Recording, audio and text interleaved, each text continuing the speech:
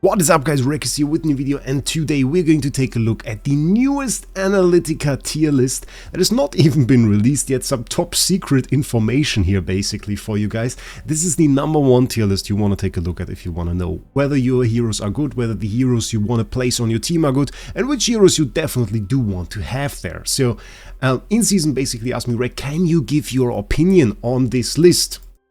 And I was like, okay, sure, I can do this. I saw Zebo doing some lists there, and in season said, oh, Zebo doesn't have too much time. He's actually very, very busy right now. And I was like, okay, if the dude is busy, then I will do it, no problem. Okay, so starting off, we're going to go through the heroes. I'm going to give like a little bit of an explanation on whether I think this is a good rank or not, and we're probably going to take a little bit more time in the upper half of the list than the lower half, because, well, I don't really need to go too much in depth about Granny Danny again, or Lucius or something. That is not the thing right here.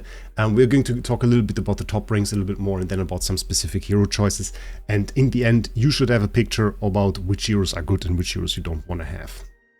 And of course, as we are going like from the bottom to the down there basically, you can pretty much see whenever we are at which hero, so it's not really a problem if you want to scroll through because you care about Hewynn or something. Maybe I will later add timestamps right now, and then you can also find the heroes. So starting off, Lily May S+, still the top ranking hero, and she has been for quite some time. It was basically, she was at the top of like nearly everything since she was released. Like, not top of Dream Realm, but like overall the best hero. She's considered that, and I would absolutely agree with that. She's an absolute unit. You can place her on almost every single team, and she will do well. You place her in story stages, and if you're not in a super high deficit, she will do well. She will count out some ults, which can help you survive, do a ton of damage. The thing is though, like in the super high deficit AFK stages, other heroes become a bit better. Like is a bit more feasible or a bit more achievable to clear a stage with Smokey's smoke rather than with Lily May's ults, really. Even though Lily May can dish out a lot of damage very, very fast, that is really part of the problem and why she's only at S here. If we check out Arena and Supreme Arena, yeah, of course, I mean, obviously, Lily May is an absolute unit there. You place her on a team, countering an ult is an enormous mechanic. It is a mechanic that lets you counter something like a Thoran. If a Thoran can't get to an ult, well, what's he even good for? Nothing really, other than just taking a little bit of damage and then going down. And he's not super tanky, so it's not like he does need to take a ton of damage before he goes down. You just really want him to ult in between so he clears out a lot of enemies. But if he can't do that, well, some units just become worthless. So that is an enormous ability, and it transits to Supreme Arena, where we have some changes actually. And the main difference here between Arena and Supreme Arena, of course, being the season skills, the faction skills. Those are taken into account here, and those just already mean that a lot of Mauler heroes, for example, just gain an enormous popularity boost between Arena and Supreme Arena and suddenly increase their rank by a ton, which we'll see throughout this tier list, and I agree with that. I tend to find myself wanting to use more and more Mauler heroes, so that is something that I really like. Dream Realm. Dream Realm, I want to say something as we're just at Lily May for the overall Dream Realm thing. I already said that to in season. It is with tier lists, it's kind of a bit of a problem, and we can quite literally see it a little bit. Everything that's C and B here means it sees no play. So even though we are looking through all of those heroes, C and B mean they see no play. And even A most of the time mean they see no play. They're just like, okay, you can use them, but it's just if you don't see S or S+, this hero literally won't be used on the top teams.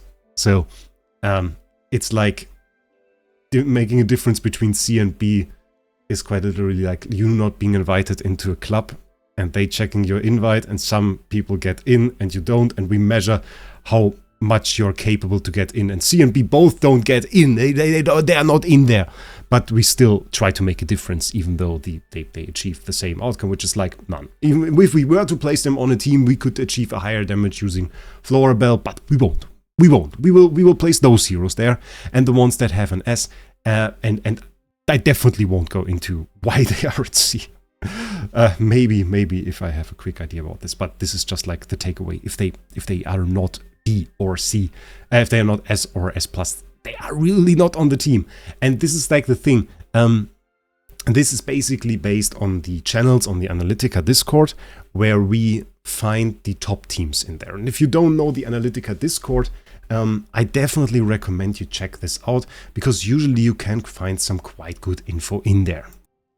And just because we have the small amount of time here, let's take a little bit of a look at it. Basically, the way this works is you have the Analytica Discord, which I will give you an invite down in the description. And you always have the Journey Hub right here, which includes general informations that are like for the season, but also for outside of the season. The last topics we find here, for example, are PvP, are leaks, which once again, I can't accept. It's what? And he's leaking stuff. It's not good. We can't accept that. And then we have also some other shady topics, apparently, which are not good. But also the topics about the heroes, for example, where the heroes are discussed and where you can ask whether or not the hero is good, but you shouldn't, because it always is in there. And then we have some stuff like the seasonal hub. The seasonal hub is always very important because there you'll find your season-specific information. And of course, every single day, one of the most hyped topics, or one of the most discussed topics, is the hero, the enemy of the specific day that is in Dream Realm. And if you want to find your best setup, sometimes you can just scroll and see what other people use. For example, what Metal uses here, always does some nice infographics, or you can check the pinned comments, and then you can always find also some lineups, some curated lineups that you can check out, and where you can quickly find the attack symbols or the attack setup, and can copy that from like lineups that worked well in the past. And so you can easily find your own lineups there quite swiftly. And of course, those lineups are what this tier list is also based on. Like, if Lily May is often used against Skyclops, that of course will inflate her ranking and make her an S+ in the end. And if she does well in that team and is a choice for that team, then that will give her an S+. And if she's not used at all, maybe that she would drop down to C or B or something like that. Which also means that this isn't too much a thing of opinion, because it is quite easily checkable. You can go into every single channel we just showed you, or I just showed you, and you can check, okay, is there a lineup from Lily May for Skyclops? And you will find one, you will say, okay, it's one of the top lineups, and then you can see what the rank is in here. So it's not really a thing of whether I agree with it or not. I will plainly refer to this if there are some curiosities that we can talk about. Lily May 4.0 here, she fell out of some lineups, which was a little bit surprising. I would have thought that against some enemies like Ors and Crystal Beetle, she would still be very, very insane, but within this season, she really dropped out of those lineups, and yeah, that is the thing, and makes her no longer the best hero for Dream Realm, which surprisingly enough is Phraesto. I mean, Phraesto was in a lot of lineups, still a little bit. I think we saw the change to the lineup order, or to the summoning order for Celestial and Hypergen only quite recently, in which Phraesto is now a little bit ahead. There was always like the people that wanted to summon Scarlita, and yeah, I don't see Scarlita at all anymore, if I'm honest. Like, Scarlita is a very cool hero. I love Scarlita. I still love all the videos we did with Scarlita. Yeeting enemies out of the arena, great. Wouldn't want to miss it, but if you're a new player, I rather have Phraesto. I so much rather have Phraesto than her. And also, rather than Talene, Phraesto is just an absolute unit. It's just like, go M plus Reinier, get your Phraesto, and then be happy. So it's like, that's the thing, and we see that reflected here in this score. Look at that. He's everywhere. He's even S on Necro Dragon. It's not like it's not used. He's used everywhere. It's madness. And if we check out the PvP stuff, and the AFK stage is S+ as well. Like, if that is not the unit you want, then I don't know what they could do, by the way, for this tier list. I just realized. Let's just add those up. Which hero has the overall highest rank? I think it's already Phraesto, isn't it? Yeah, it should be Phraesto. Should be Phraesto who has the overall highest rank. But it would give like an interesting idea, because both game modes, if you put both game modes at the same stage, at the same prioritization, you could get yourself like an overall summoning order by that, which is interesting. Okay. Arena and Supreme Arena both S. He's fairly tanky. He does deal some decent damage. I think the most part for Supreme Arena is that the Celestial Hypogean or Affection skill isn't bad, but has a bit underperformed in my opinion. Like, I always want to use it because I like this Eironn kind of effect, and everybody was hyped about it when you got it to the bigger radius, which is like, I think is it like here? Yeah, it extends the effect to 2 tiles, and it gets like the bigger radius, and it's absolutely fancy, and I love it. So that is fairly cool, but it doesn't really do too much in normal fights. The true damage there is much more interesting, and still you then get yourself some enemy that has this smaller stuff, and it's immune, it's unaffected during the first 12 seconds of the battle, and then it's like a Shakir, which goes into an ult and is unaffected afterwards as well, or it's a Harak that's absolutely yeeting through your entire team. Yeah, and then you don't really want to use Celestial Hypogean anymore, so I think that's part why he isn't really S+ in Supreme Arena. Which doesn't mean he's bad. He's still the best tank, in my opinion, in the game, in every single game mode. Like, he's an absolute monster in giving yourself buffs and everything, so still a very desirable hero, just not like the super top end in PvP. He's just still a very meta hero though. So coming to Harak, and that is a hero I find a little bit more interesting right now, because he has disadvantages, and I like heroes that are not just plain good, but that have disadvantages, and where you have to like check a little bit what you do before you use him. And we can see some of the areas where he really backfires, and for example Koko and Alpha Bear. And why is it that he backfires there if you use him? Well, Koko sends this bubble out that instantly defeats one of your heroes. What does Harak do? Well, he eats one of your heroes. So now you have Koko that instantly defeats your heroes, and you have Harak that instantly defeats your heroes, which doesn't leave you with a lot of heroes. And turns out that also means you don't deal a ton of damage. Alpha Bear, pretty much the same. We have an Alpha Bear mechanic where the Alpha Bear, once all of your heroes are coated with his honey, basically starts dealing enormous amounts of damage. And you reach this way faster if you decimate your own heroes as well.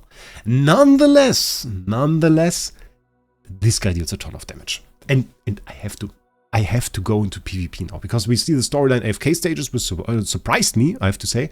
I only recently tried him there a little bit more, but turns out he can be a massive damage dealer there. As long as you can keep him alive, he's a massive damage dealer there. For PvP, we saw all the for Dream Realm, we saw all the great fights where he deals tons of damage. He just has those bosses where he's completely useless, and some of the bosses where he's just the best choice. And we swap between them, so it's like 50-50 almost here, where we have Harak, and the other ones where you don't have Harak. But if you have Harak on the bosses where you want to have Harak, you almost always have like place 1 or 2 or 3 on your server easily. So I just noticed that where we have those S+ bosses, it's like easy. I press the button, not many people have Harak at like P2 like I have, and I'm instantly place 1 or 2. It's like just easily. For Arena, I told in season that's the only place where I think like, maybe S+. And we have a video. I made a video about Harak in PvP. And ever since, I have actually kept that right here. And have kept him in there as like a defense team. I've done fairly well, I have to say. I just noticed that my points dropped and I probably got destroyed like a few times. Thank you, Mr. Shrimp, for providing some decent defeats for this video, so I can show how tough this hero is. But we have to say, Mr. Shrimp already donated like a few points before. So that is all against this team, I have to say. I have this in here. Battle video not found. Battle video not found. Yeah, well, that's great. Yeah, I have this team in here basically for like the entire week now. And we see you have some P3 heroes, and it took Shrimp like forever to finally find something that can defeat this reliably. And he got a little bit desperate. He's a guildmate, by the way, of mine. And I defeated a ton of other players with it, and I put this in my defense, and it worked fabulously. I was rank 3 actually, before Mr. Shrimp finally found something that can defeat this and decided to farm me with Lily May, of course, other great hero, and a P3 Tasi that he didn't have before. I think he summoned a P3 Tasi for that. So yeah, that is a great hero. And also you can combine him with a Mauler tile, put him in Supreme Arena, combine him with a Mauler tile, let him jump your enemy while having all of those nice buffs we just saw from the Mauler tile, while being unaffected, having life drain, being immune to the first fatal blow, energy on hit, extra fist death, all of these stuff. Like the Mauler tile set is like the thing you really want on your Harak. If you put that on a Harak, that's madness. And you can use like some bad Maulers, really. You don't even have to use like the top Maulers. You can just use like 3 Maulers that decently work well together with him and that just left on your team. And you can build yourself like another Mauler comp and some Mauler comp with Harak, maybe with Seth even in there. And then you will have like an astoundingly good team that you can use in there. So that's why I thought there's maybe an S+ possible for Harak there in Arena or Supreme Arena. Because really, it does take a little bit of change to find a team to defeat this guy. It's not easy, and once Harak really gets going, which is like after the first kill he does, if it is eating one of his own teammates or destroying an enemy, he becomes a monster, and he starts one-shotting enemies quite literally in PvP, and also in other stuff like Relentless Rumble. So fairly interesting hero. Okay, so next up is Odie. Odie's like a hero we see all the time. He's basically there since the start of the game. Still an absolutely super solid option, and one of the heroes I love because he is in the Dream Store. It's an A-tier hero. We see him an A-tier hero here on place 4. Madness. And you have to imagine, like, we saw in the top 5 heroes, there only have 2 Celestial and Hypergen, or Hypergen heroes in this case. 1 A tier and 2 S tiers. So, like, not even the 2 super top spender heroes are up there, which I really like. But Odie has been a menace in PvP because with his insta-kill, he just can bypass some of the mechanics of some of the revive heroes, or invincibility heroes, we should say. And just in general, makes it so your heroes get way quicker defeated. And I saw it even with the Harak team we just took a look at. If the Harak gets hit with the Odie, which is something Shrimp tried, one of his numerous attempts to defeat this, he actually has some struggle, because he can, in my setup, heal up super quickly, but he just tends to drop for a second below 20%, and then just super quickly heals up again. But this 1 second below 20% or something is sometimes enough, because when an Odie hit him often enough, that is just like the threshold where he just gets insta-wiped, and then he is gone. No matter if he would have healed otherwise, this insta-kill can be devastating. I don't see him too often in Arena, but he can be annoying there. Supreme Arena, we see the jump to S+. Well, once again, it is a Mauler. We can activate the Mauler skill with him. That alone is an insane damage boost and an insane boost for your team already. And that alone is enough to lift him there. We don't see him too often in Dream Realm anymore. No matter the boss, there isn't really a team. For season start, that's a little bit different. For the season start, the true damage dealers aren't really in the picture, and then just the higher multiplier of Odie himself is often enough to make him the better choice there. So right now for the season end, he is an A. For the next season, I would have him ready and ready to go, which is a nice thing, because I actually am 1 copy away. Seriously, am 1 copy away from upgrading this dude to Paragon 3, which will be my first Paragon 3 unit. But we weren't quite lucky enough to get him yet, which is rather annoying. But maybe with you guys here, we can do a swift 10 bomb and get ourselves an Odie copy. That would be something if we just get an Paragon 3 Odie right now. Doing stuff outside. Okay, we got 4 A tiers. Can we do it? There he is! We actually do it right now in this video. Okay, that is insane timing. I love this. I love this. Just this little throw in this video. Should have made it in its own video. But there we go. Paragon 3 on the Odie. Super small increase there to the stats. But doesn't matter. Ready for the next season. I think the next season, having him as an insane damage dealer will be an absolute blast. Will be pretty cool. And I have him ready at the start of every single season. Smokey and Meerky. We find Smokey and Meerky basically, yes, since season 1 as an absolute monster in all AFK stage clears. The reason for is that is Mythic Plus. And if you've never seen that, basically his Mythic Plus makes it so once you upgrade to the third stat, once you do his ult 3 times, he will get an insane upgrade to the range of smoke. Smoke will turn blue and will deal an absolute monstrous damage to enemy units within this smoke. And this in itself is already a clear, it's a clear for a stage that you can work towards.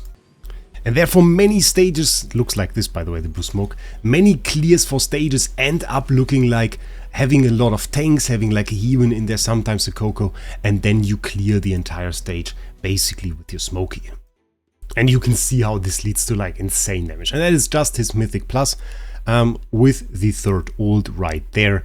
40 billion damage, and compared to the other clear that it's 26 billion just for the Carolina. So Smokey is surprisingly enough a hero that can deal no damage until Mythic Plus, and then suddenly at Mythic Plus becomes one of the best damage dealers for AFK stages. Not really a hero you want to use in Arena though. Like if we take a look at Arena B tier, yeah, very well deserved B tier. Just because every time his ult gets interrupted, and there are many effects that can do that, a stun, some form of CC, an interruption effect like from Brian, many of those things can interrupt his ult. It is blocked for multiple seconds and he can't recast it. So, well, it's a channeled ult, so it's active the entire time, but it gets stopped for a few seconds. And then this hero is useless, because he only heals when the smoke is active, so yeah, bad.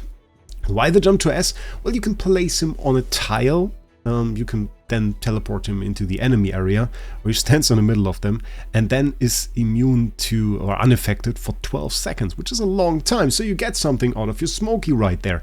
Ton of heals, and enemy can't really stop him from that, so that is pretty good. And of course in PvP, if you get into the blue smoke, it's also devastating. Will that ever happen? Rarely I see that. I don't remember it. It's just such a huge requirement doing 3 ults. In PvP, doing 1 ult is already a requirement that if you review a hero and there it says has to do an ult. We saw it recently with Sonja. Has to do an ult. Oof. Big requirement. But still, Supreme Arena, the jump here is well rectified. If it's an S, I think we can say that. I think we can say that just the unaffected time. And that he's Mauler right there, and that he could provide some heal for your team. That is something that's spectacular. The same effect with the smoke for like the entire Dream Realm as well. There are some enemies like the Snow Stomper that can block him a little bit. Still, interestingly enough, he has seen play against Snow Stomper this time. He has seen play against Snow Stomper this time because people were using Resonating Spell. And if you got it off to the right time, he actually has some seconds in which he is unaffected. And during this time, he can't, well, he just has to cast enough ults to be unaffected all the time. Then he could, in theory, have Smokey be active throughout the storm that would otherwise interrupt his ult. Yeah, quite interesting. He saw use there this time, and he's used against a ton of other bosses as well, just because, well, blue smoke deals a ton of damage. His smoke in general has a ton of buffs, provides heal to your team. Great. 4.63, insane score. Insane score. 4.63, mad score. Mad score. Look at that. Harak 3.5, Odie at 3.0. We got 4.0 on Lily May. Here we had 4.63, but we can see the difference. Like, look at that. A, S plus A, S plus A, S plus. It's a difference. And Ludovic, next one, also a healer, S this time. This was already the last S plus hero, and therefore we'll spend a little bit less time on every single hero. I guess with the rank falling down, I will spend a little bit less time on them. This was just the first 5 in detail. So, Ludovic, has he shined a lot? I saw him in some arena fights, a little bit. Never really in AFK stages. Just because the heal is always jumping around and not where you need it, and you can often run something like Smokey that will heal your entire team, or even not really there. Arena and Supreme Arena, he sometimes deals a little bit of damage. His heal is quite decent for that, and I mean, I have used him. Look at that. We have some heals here. We have a little bit of damage. Not really the best damage dealer at all, but this alright. Has some nice effects in there. And worked out pretty well for me, especially because I have like a very focused team, pretty offensive. And what you get and what is really nice about him is like this super initial heal. Like where Smokey has this area where you have to be in, and if you have like a team that teleports mostly on the other side, can be difficult, or Mikola has to get to the first ult, or Hewynn also has to get for the first ult to really heal. Ludovic is like, bam, heal on the first second of the fight. And that makes him a pretty good healer, like this instant heal. He wasn't used for heal at all in Dream Realm. He got 3.5 on Dream Realm because in Croaker, Orson, and Crystal Beetle, he's actually a top choice. Why is that? Well, he's a top choice because he actually does damage, and he does ton! Like, that's from today. Check this out. There's Talene in here. We have our Smokey in here, casually out-damaging all of them. Madness. Reason for that? Well, for one, his charm set. Can't really see that right here. With the type bonus, with the skill power, and then, of course, his ability, well, where the skill power really, really shines. We first of all get to buff this. Makes them lose HP. We have plus 50 actually. The 40 or the 55 gets buffed by plus 50. And then we also have this one. Absorbs 9%, or then it gets up to 17 actually of the nearest non-summon enemy's HP, up to 250%. So, madness. Big damage. And it interestingly enough lifts him into top ranks in Dream Realm. Well, you never would have expected him. But yeah, it's half the damage when you don't have the Mythic Plus charm set with the skill power.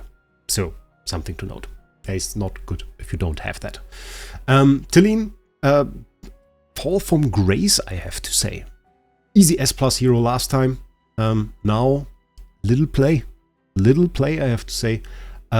Bit in PvP, also in Supreme Arena. Normal Arena, I stopped seeing her on my server. I don't know if it's the same on your server. I stopped seeing her on my server. Wasn't really doing too well anymore. Like, the team shifted away from her, so I would have not even said S anymore. Like, from the amount of play we saw, yeah, not really that exciting. Not at all. Supreme Arena, maybe a bit more, because we have a little bit more room. We have 15 heroes to play after all there, so includes a few more heroes. And Talene can be threatening. It's not like she deals no damage anymore, but it's just like fallen a bit away. And she's gone now, basically. Dream Realm, S+ on Skyclops. Not even really used on the rest. Croaker, yeah, some use. There are teams on Croaker, I know that, because she can also take the insta-defeat bubble. And I used her for that in the past. That was pretty good, yeah. Crystal Beetle, because she's a magic damage dealer, and the rest is just like not used. So, for all the love that people gave her in the Celestial Hypergen summoning order, she's just not there anymore. So right now, pretty steep drop. I can see her fall further down in the order of summoning for Celestial Hypergens pretty soon, if there are some powerful new additions to the roster, and we will see 3 Celestial Hypergen heroes next season. So, pretty much expect her to drop down even further. Yeah, maybe leaving more room for Phraesto and Harak. Reinier as a tool hero. And yeah, Shakir was actually live updated within this video, if you didn't notice it. S tier now, A on storyline AFK stages. Didn't see him being used there. A in Arena. Yeah, normal Arena, I don't see him too often anymore. Brownie established a few teams with him. Brownie Games, I already linked him in one of my last videos. Supreme Arena, well, he gets the boost from being a Mauler. And he's unaffected, which is kind of dangerous. I saw him destroy me a few times, I'll be honest. He's a scary hero. Like, honestly, Supreme Arena. Oh, there's so little S+ heroes. I would probably give him like the S+ in Supreme Arena. Like in a Mauler, on the Mauler tile. Oh, such a scary unit. Dream Realm is the +10 effect from Mythic Plus only with the Lupine aura. That he gets to buff other heroes. Is a nice attack buff, works well against some heroes. I saw him especially against Lone Gaze and Crystal Beetle, I think. The newer ones, Lone Distance in the middle, and then we have like multiple circle heroes. Somehow that is the circle one. We have like Mikola in the team and Shakir, and then buffing like Phraesto, and I might even be a Ludovic in that team. I don't quite remember. But it's all based around the +10. If you want to use him in Dream Realm, you need the +10 Mythic Plus. Otherwise, this guy might as well be C tier. Reinier, not too much use. We used him in our Harak lineup. Just because he has this nice ability that makes your heroes basically gain what is pretty much lifesteal. And we can teleport them over for damage reduction on the hero as well, and we use that to super buff Harak and basically give him damage reduction and healing capabilities and everything. And that is a nice use for PvP. Still S tier because of that. And he's like one of those heroes where if you take a little bit of time and you have an enemy that is not prepared to fight a Reinier, you can just steal one of his heroes and pretty much destroy his strategy. And that works. That works often. You just steal like his Hewynn or something and destroy that early on, and you just win the fight that way. And cheesy strats like this still work, even though you saw less play in Arena. And if we see like the amount of play into that, then Arena he could see a drop. Still, I feel like he is a hero that is probably more meta than people make him. So that's the thing. Saw astonishingly little play in end season Dream Realm. Still A rank and S is like a bit of a similar thing as Odie. I think we might see him again at the beginning of the next season. A little bit more right there.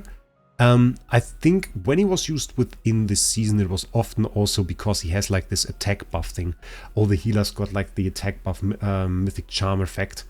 And that is quite useful. So also some little bit of an added bonus. Saw a little bit less play this season. Still pretty good. Should you get a mythic plus? I think so still, yeah. Koko, if you can get the ult in AFK stages or Arena really, you are set and winning. In AFK stages, basically makes your heroes undefeatable, which is nice for the Smokey strat. Often combined those two, gives like the aura and everything. And you can really sustain your team a lot longer with her. And then Arena and Supreme Arena. Arena didn't see her there actually. Could be used, because, well, again, she makes your hero super tanky. But I didn't see her there. Supreme Arena, again, with a Mauler hero. So we have a Mauler hero that we can use to get our Mauler tiles and then teleport over something like a Shakir or Seth. And then, well, we already have like the entire enemy's side filled with heroes. She's still on our side. Nearly safe, really, if the enemy's focus on the heroes we teleported over with the Mauler tile. And then we get like our ability to activate, which, considering that those heroes we teleported over are like immune for 5 seconds when they would otherwise be first defeated, are nearly guaranteed to get hit with the Koko ult. So yeah, that's a combo right there. That is a combo. So S tier, well deserved. B tier, I saw no use. Saw no use, a little bit use on Alpha Bear, because same mechanic as before, massive damage incoming. If you can survive that with Koko, that's nice. On the other ones, we just don't look at survivability at the moment. We are once again in the phase of bosses can't hurt us, so we just deal damage. Start of next season, she will be back. Easy as that. Scarlita, my opinion, overvalued. Still like one of those heroes where people say, oh, madness, you need her. And I mean, she was ranked S here at FK status, have to give her that, so that's pretty good. S plus in Arena, I mean, yeah, sometimes you just get devastated by her. But I feel like her time in Arena is, she might go away. She might go away, in my opinion, because already, like my Harak team, for example, yeah, he doesn't like Scarlita, because that gives the heroes you'd want to kill a shield. It's annoying. But he really likes that there are only 4 enemies on the battlefield while Scarlita is in the air. And sometimes when Scarlita comes down during those battles, it's really already over. So the Scarlita shield, the advantage that you get from that, really can't keep up with the disadvantage you have from only having 4 heroes on the board in certain situations against Harak teams. And I think we're going to see more of that.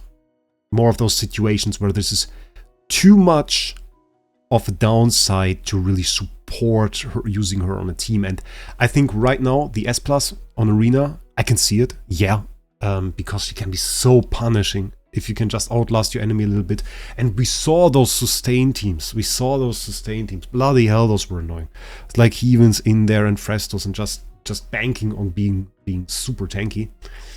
Putting like a Scarlita in there and then nuking out true damage AoE ults. Yeah, madness. Okay, S+ we granted. Granted, give it to her. S in Arena, in Supreme Arena, yeah, same problems. Like Celestial Hypergyn wasn't really favored too much in terms of the faction skill ults this time. I did do some Celestial Hypergyn faction skill teams. I didn't like them too much. I have to be honest. Even like the classical diagonal teams didn't like that. So, yeah, a little bit of fall there just because her faction skill isn't that great. And I feel like the Supreme Arena meta is a little bit faster than the Arena meta even.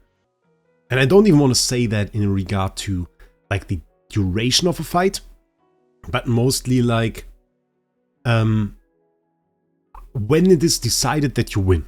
Which is not necessarily when the fight ends, but sometimes there are like winning moments. For example, your Harak just ate 2 enemies. Well, basically against a lot of teams you just won the fight. And I have the feeling that in Supreme Arena those win-deciding moments happen a bit earlier than in Arena. Just because we have those supercharged units from the faction skills. Sometimes it can also be win-deciding if you just take out 1 or 2 units. So that's something where I don't see Scarlita. Yeah, Scarlita, no play in Dream Realm. Don't have to talk about it.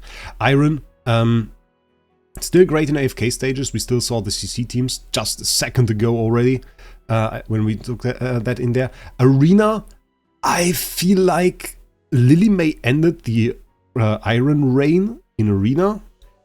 And while people were talking about Brian, just placing a Brian and that would be a counter, it kind of stayed true what I said to those people, at least in the comments. You won't use Brian just to counter Lilymay, because that will already put your team at a disadvantage, because that will leave you with 4 units, and it's not worth it to just have a unit to counter Lilymay that doesn't kill Lilymay and then does nothing. And then fight a 4 versus 5 fight. And it's like, yeah, didn't work out. So Eironn was still a powerhouse.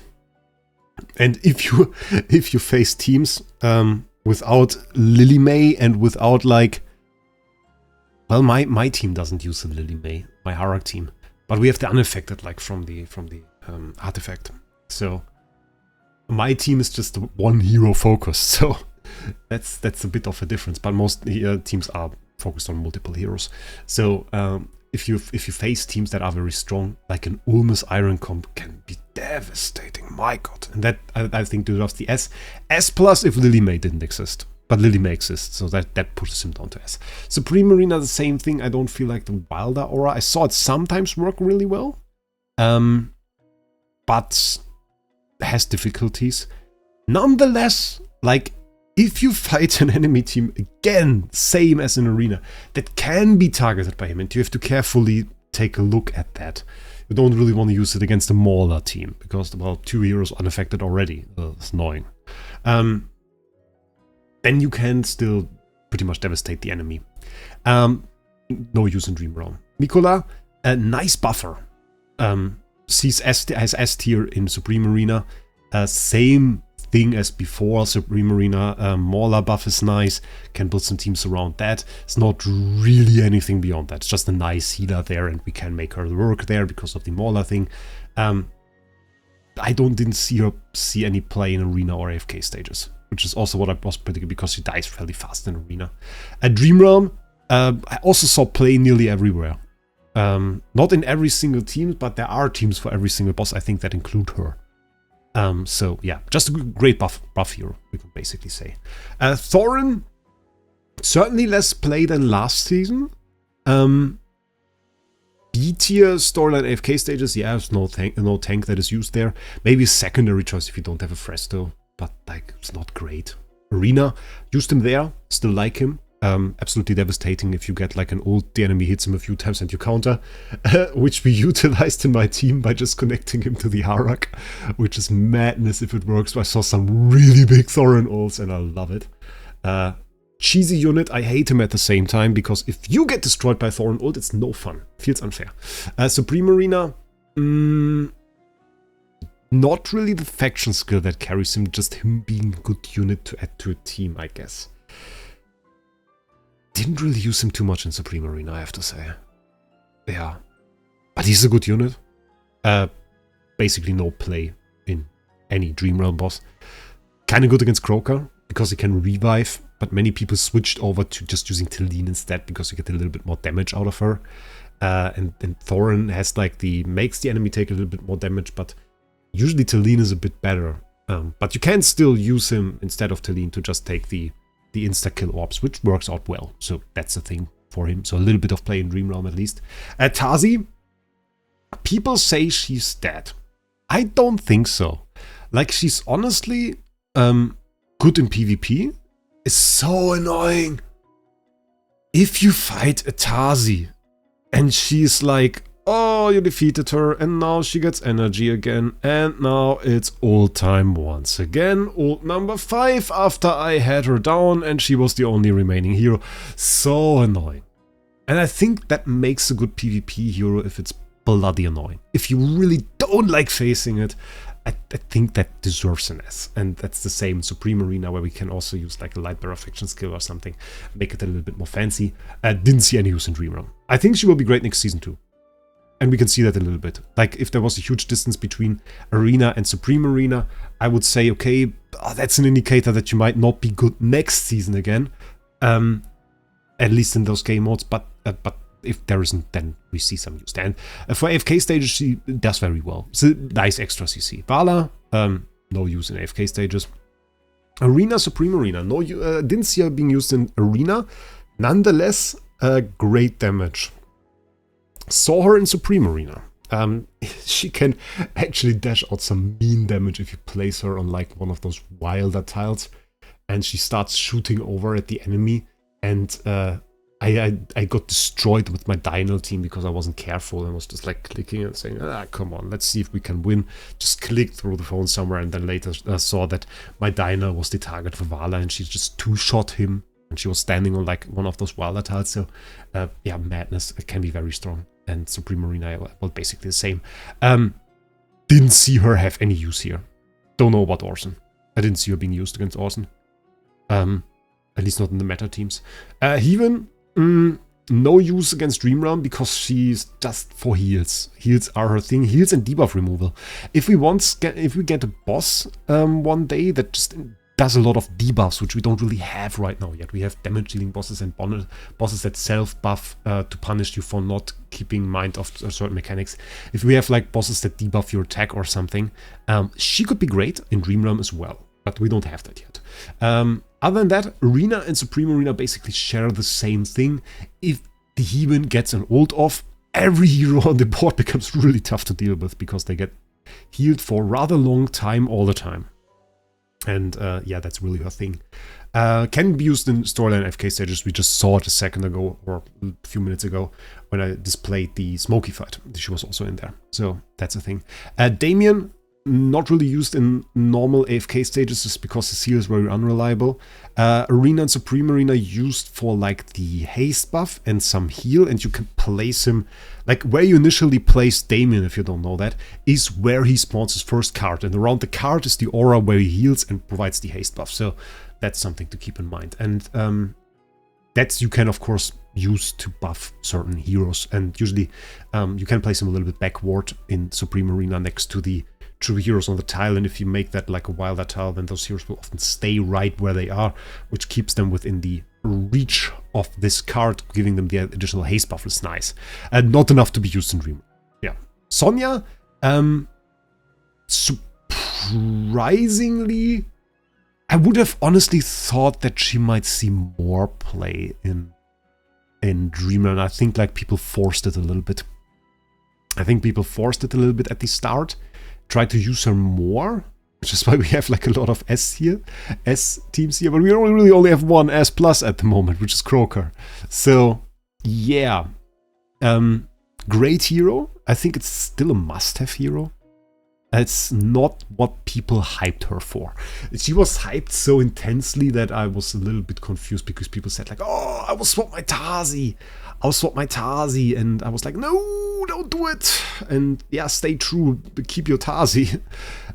Two entirely different heroes, by the way. Two entirely different game mode areas that you want to cover with them. You really ideally want to have both.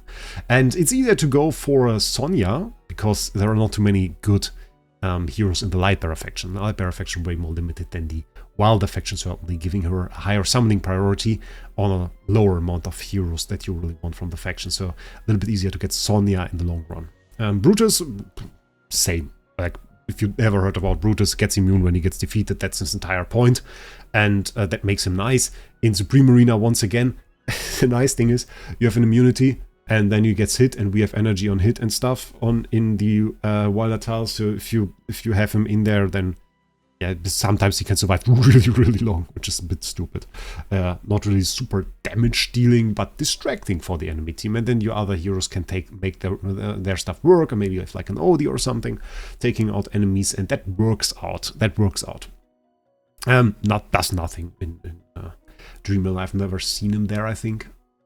No, not even at the start of the season. Which, again, this is end season oriented. Now it's come towards some interesting heroes, like some niche specialist heroes, we could say. Temesia starting off with an S+ in story and AFK stages. Saw her play really only at this season. Yeah, this season I saw her a little bit more. At chaining stuns in like an Eironn Ulmus team and keeping enemies down like that. We have seen her actually a second ago in the one fight that I showed. Works really well for AFK stages, for chain CC teams, and is pretty good. Maybe we can show one of those, because next 3 heroes will be in there. Yeah, it looks like this. This is basically the quintessence of it.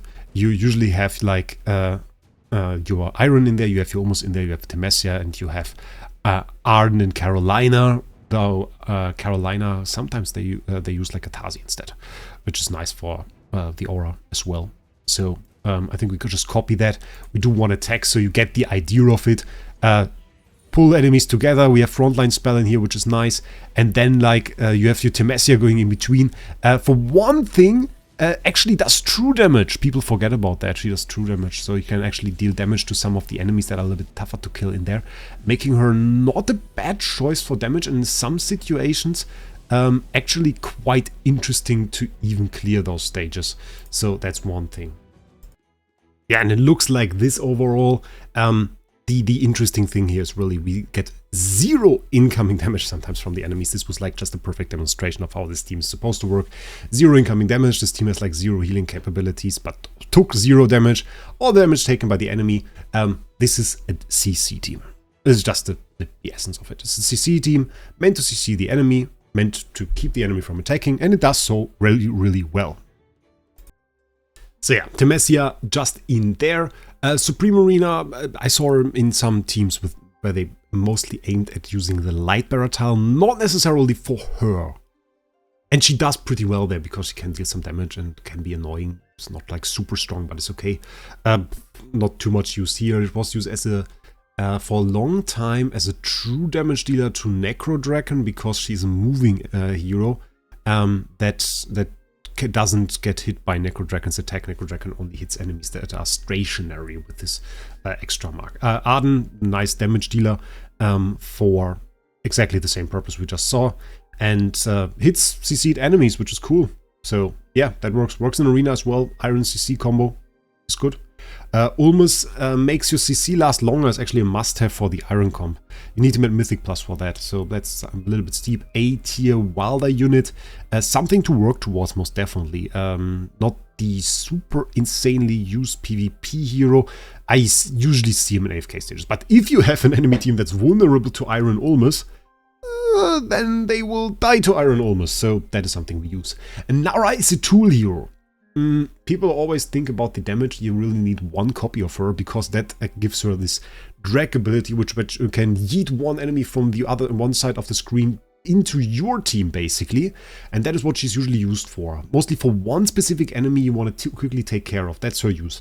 And for that, you often use one copy. You can have her at Supreme Plus, and you don't need to, but it's good if you have it. So that's something to keep in mind. So that was our last 8 here. Now we go into the really fast reviews where I only focus on the good points. Mauler hero for PvP. Okay, talked about it already. Don't have to say a lot about Alsa. Still tends to unalive herself, basically. S tier for Orson because she can take care of her buffs. Crystal Beetle because she's a magic damage dealer, not too fancy, honestly. Lenya saw a lot of more play at the beginning of the season. Some people regretted not having her. She's still in the season store, by the way, if you want to grab some copies. Supreme Arena actually is pretty strong damage dealer. Like, whoa! She just takes one enemy, puts him to the side of the battlefield, and punches them or kicks them away. It's quite brutal. It's quite brutal, really, and can be really, really nice. I like it, actually. I put her on the Mauler tile. It's quite nice. I like it. A tier awesome because she can fulfill the same role as Alsa, but not as great. Florabelle, nice for AFK stages, distraction and everything with all the summoned units and a little bit of extra chain CC can be used. This is used a little bit rarer, but can be good. Supreme Arena, I saw her being used. Like, she's strong. She's overall a strong hero. Having her here, I think she's like one of those heroes that really didn't do too well this season. But you should know that there will be seasons where she does well because she's just overall a great hero. One of the rare summoners that we have. Rowan actually did well this season. We saw him with the Smokey team. Feeding energy to Smokey, which is a very specialized purpose, and you want to have Rowan for that. At least one copy, though high deficit, one copy won't survive. So you want to have more, ideally. But for the energy feeding purpose, it can fulfill this role as a tool at one copy, in theory. Supreme Arena, Lightbearer hero. So can activate Lightbearer tile. You can use him to feed even more energy, even more ults can be quite devastating if you want to use that. No use in reroll. Surprisingly enough, like, if you like, amplifying the amount of ults that you can use seems like something that should be in a boss fight. If I know my other game called Idle Heroes, it's all about feeding energy to get more ults. But surprisingly enough, it's really not that bad if you do a little bit less ults in this game. It's a bit confusing, I don't know. There's a lot of power in the rest of the kit. That is aside from the ult. Interesting. Diner, no use in AFK stages. Top hero still in Arena. I hope we can get rid of him. He still feels so strong. I don't like him. Supreme Arena, a little bit less used, less like... Yeah, sometimes I feel like he just gets destroyed before he gets good in Supreme Arena. And then there's like... I told you the Vala story, and that happened a few times. But he still can be a very mean hero. Burial, I feel like... he's just not experimented with a lot. And sometimes I feel like if you fight the same team twice with Burial, you get vastly different results because it's so... like, it all depends on where the heroes walk, how much distance they build to their allies, and it's all a bit weird. So I overall didn't see too much play, even though I like him. In the Relentless Rumble, he's there. Carolina, exactly the use that we just showed for the CC team. And not much use outside of that. No longer in Arena. Really zero play. Was there at the beginning with the Iron CC comp because Carolina is basically the strongest damage dealer for this comp. And oftentimes now the decision is to cut her from this comp because you rather have a little bit more CC instead of taking her extra damage because she's more damage than CC actually. Supreme Arena, didn't use her there. I have to say I didn't use her there. So not quite sure. Didn't see her there as well. Yeah, this is the thing. Lumont, great tank. NCC to an extent for AFK stages. Has to be like, has to see some use there. Can also push enemies a little bit into Smokey's smoke, which can be nice. By the way, there we can see in-season editing stuff. Just fun. Okay. And then we have, well, Lumont A tier, Supreme Arena, well, I guess because he's smaller, and no use in Dream Realm. As Sinbad, underperforming, surprisingly. I kind of like Sinbad. Sinbad is one of those heroes where in Relentless Rumble I tend to just throw him in and think like, okay, maybe he will do well there, let's try that. And oftentimes that works, because he really can inflict a huge debuff to normal monsters. I think the thing that has kept him away from Dream Realm for the most part is that his debuff gets debuffed against bosses. Like, it's only like 20% or something of the debuff he can inflict on normal monsters that is inflicted on bosses, and thus is not really worth going for in the most cases.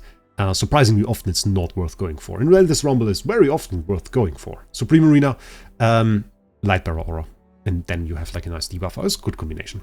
RFK stages, haven't seen her too much, but she can move enemies. She can push them around with her waves. In the last seasons, often used together with the Smokey comp. So that's good. Has seen too much use in Dream Realm. Can always find use in Dream Realm, actually. Because her mechanic is so unique with her +10. Then she actually hits enemies with her own magic damage. When they in turn get hit by heroes she gave a mark to before. I made a video about her guide if you want to check that out. And that, together with the Graveborn 1, was actually the key mechanic used to deal with the first primordial boss, the slime thing that split. I forgot the name, actually. Antandra, just there because she's a Mauler. It's really everything. Soren, the same. Actually interesting if you place him on a Mauler tile, because then he can finally survive. He has real survivability issues, usually, but on a Mauler tile that goes away. Parisa, undervalued. We'll see a video about her very soon. She was one of the heroes you guys suggested to me that I should show. And she deals huge damage. You can also use her in the CC comp I just showed instead of Carolina. Will deal huge damage, and also interesting for battle drills for the exact same purpose. Lucca is a nothing. Sometimes used for Supreme Arena by some people, maybe. Temporary buff to Dianel was her former use. Dianel leads temporary buffs. So that was the thing. Cessia, no longer really used. Was used in AFK stages for some time. Also Chain CC. I didn't see her there too much. She's not a super bad choice there. Hodgkin, I didn't see him being used. Not too strong, sadly. Marilee, still nice boss damage, but falls behind our other better choices now. Dunlingr has no use, sadly. I love him. I want to make him work, but every time I try to make him work, the team just gets better if I add something like Ludovic. The only thing that I really like is when I see that the enemy plays like a Tasi on those quick charge tiles, you know, or an Eironn on those quick charge tiles in Arena 5. Then I put a Dunlingr in because he will block that. So that can work, that's good. Kruger debuffs fist defense, so that's his use really. I was used against Necrodragon there. Seth, I had to complain. That was the first complaint I did to this list, and I checked it all over. As Seth was ranked lower than Kafra. And if you saw my video made about Seth recently, that is not correct. Yeah, at least A in Supreme Arena is what we have to see here, because first of all, a Mauler. Second of all, pretty good Mauler as well. It's not a bad Mauler, it's a good hero, honestly. Yeah, so yeah, C0 use in other game modes though, that's something we have to say. Lucius is 0 use everywhere. You could use him to activate like the Mauler tile, but really you don't. More often used Lucca, actually. He's used in battle drills, in current battle drills. But that's not on his tier list, so yeah, there he is. Granny Danny, not a bad tank, which means she is not a used tank. Because like, tank tier list is really competitive. Like top tanks are something like Phraesto. She doesn't compare to Phraesto. That's like the thing. Corin, top damage dealer for some game modes where you could use Lightbearer Faction Skill Aura, which I still feel like is a bug, but that will go away next season. And for this time, yeah, none of the game modes we take a look at here see him at any point. Same for Faye, can't really say anything about that. Same for Walker, some interesting CC if you put him in like a Lightbearer Tower. Wayland sees 0 use. Viperian is pretty cool. But Viperian was also ranked lower than Kafra before, and I said, no, that can't be, because Viperian, if he does damage and if you use him, if he gets like an ult off and does his snake thing, we will take a look at that. It's also one of the heroes we will take a look at.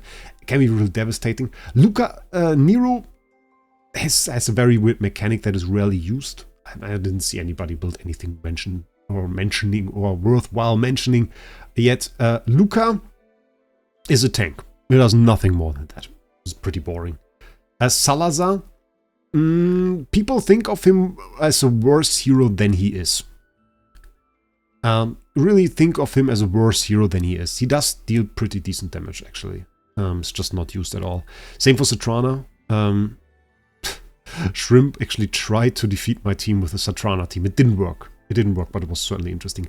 Igor was like top meta in the first parts of the game, in like the first preseason. It's called like that. The base story, I think they call it now. And then just vanished because people noticed, well, him just surviving won't do anymore. Brian, I feel like is a little bit low ranked here.